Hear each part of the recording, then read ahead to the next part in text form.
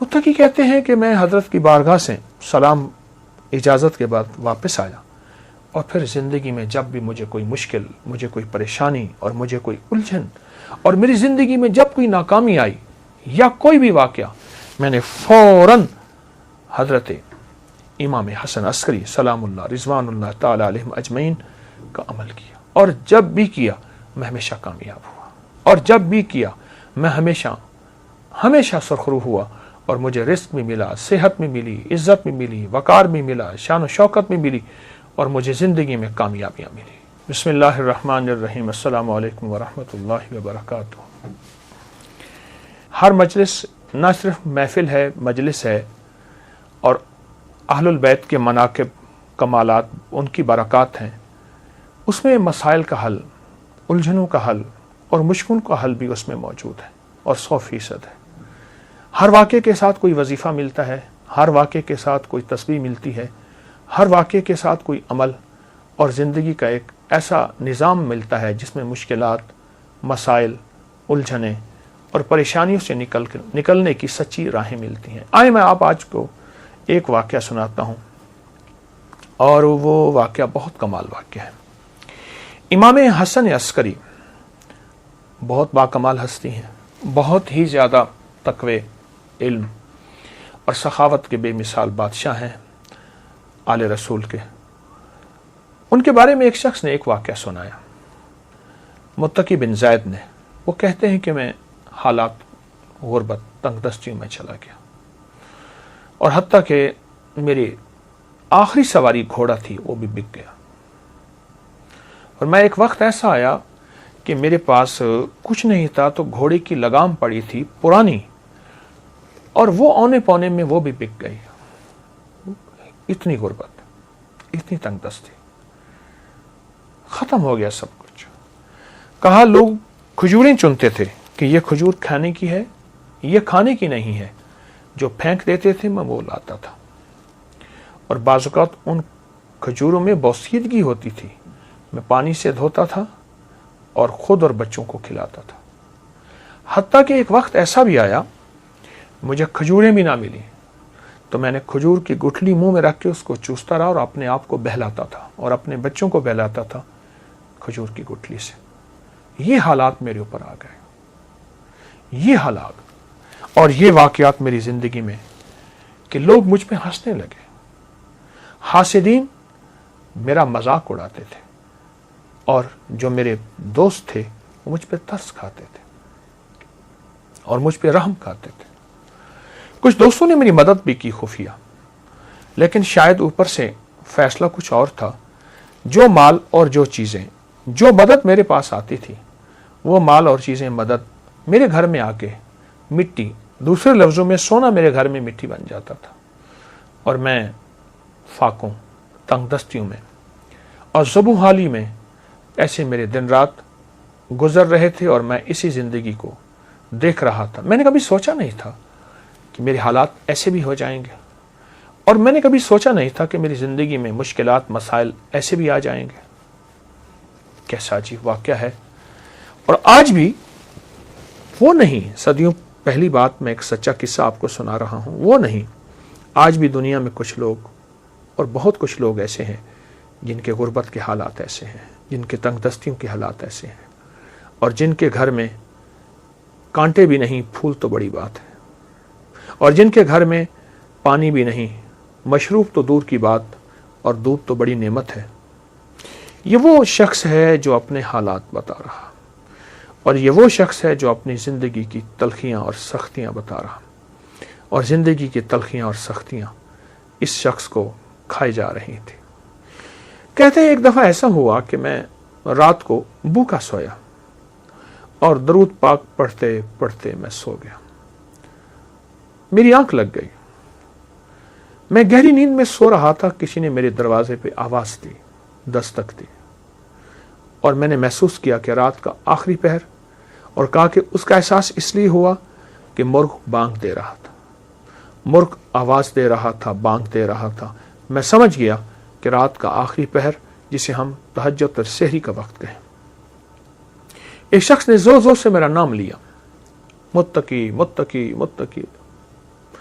تو کہا میں پریشان اٹھا اور مجھے ایک خیال آیا کہ کوئی قرض لینے والا ہے جس نے مجھ سے قرض لینا ہے اور اسے پتہ ہے کہ میں صبح صبح روزی کی تلاش میں نکل جاؤں گا اور ابھی وہ مجھ سے قرض لینا چاہتا ہے. میں پریشان اور میں سوچتا رہا کہ اس کو کیا جواب دوں. جھوٹ میں بول نہیں سکتا پر جواب دوں تو کیا دوں. کہا اسی سوچوں اور خیالوں میں دروازے کے باہر گیا تو ایک شخص ملا.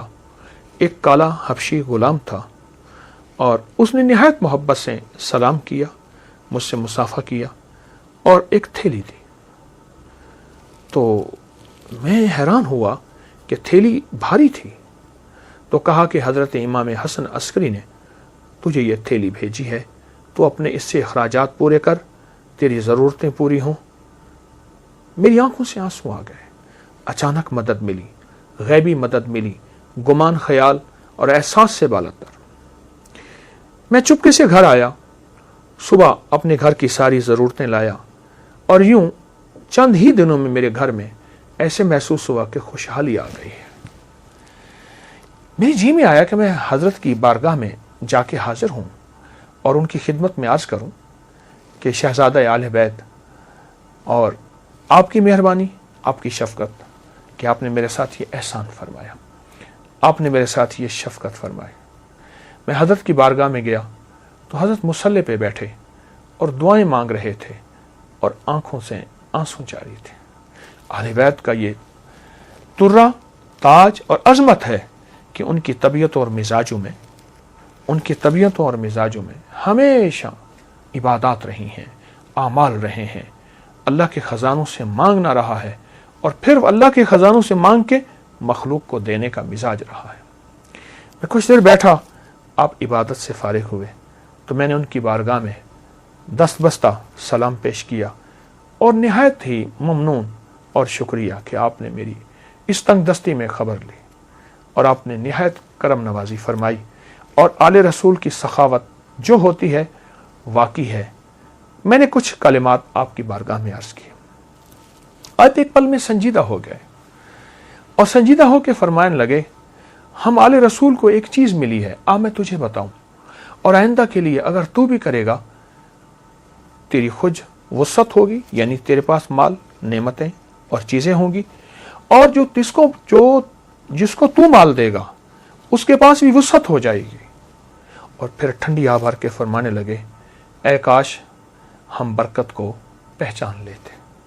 اور پھر مجھے فرمایا کہ جب تجھے پریشانی ہو اور الجھن ہو, کوئی مجبوری ہو, کوئی مشکل ہو, کوئی ناکامی ہو, کوئی پریشانی ہو, کوئی زندگی کا داغ ہو, وہ صبح ہو یا شام ہو, 2 رکعت نماز نفل حاجت کی نیت کر کے پڑھ اور پھر توجہ سے پڑھ اور دھیان سے پڑھ اور یکسوئی سے پڑھ اور پورے اعتماد اور پورے یقین سے اور پورے دھیان سے اور پوری دل کی کیفیتوں سے پڑھ.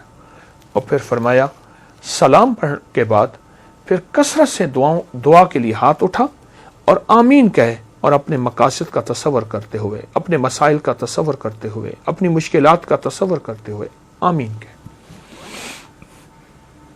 اور پھر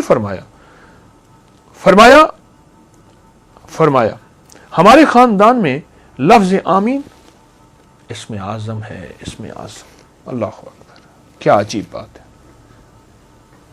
اسم اعظم ہے ہمارے خاندان میں, آمین, لفظ آمین اسم اعظم ہے. نفل حاجت کے پڑھ, سلام کے بعد دعاؤں کے لیے ہاتھ اٹھا اور پھر اپنی دعا بھی مانگ اور اپنی دعا پہ خود آمین کہے. آمین, مسلسل دعا مانگ, آمین, مسلسل دعا مانگ, آمین, مسلسل آمین کہے, مسلسل آمین کہے اور آمین کہتا جا. اتنی دعا مانگ لمبی اور اتنے دیر آمین کہے, تیرا دل مان جائے, تیرے اندر کا یقین کامل ہو جائے, تیرے اندر دل کی کیفیتیں مکمل ہو جائیں. کیا؟ وہ یہ کہ میرے اللہ نے مجھے دے دیا اور میرے رب نے میری ضرورتیں پوری کر دی اور میری مشکل حل ہو گئی اور میری ناکامی دور ہو گئی اور مجھے زندگی کی راحتیں, خوشیاں اور خوشحالیاں مل گئیں.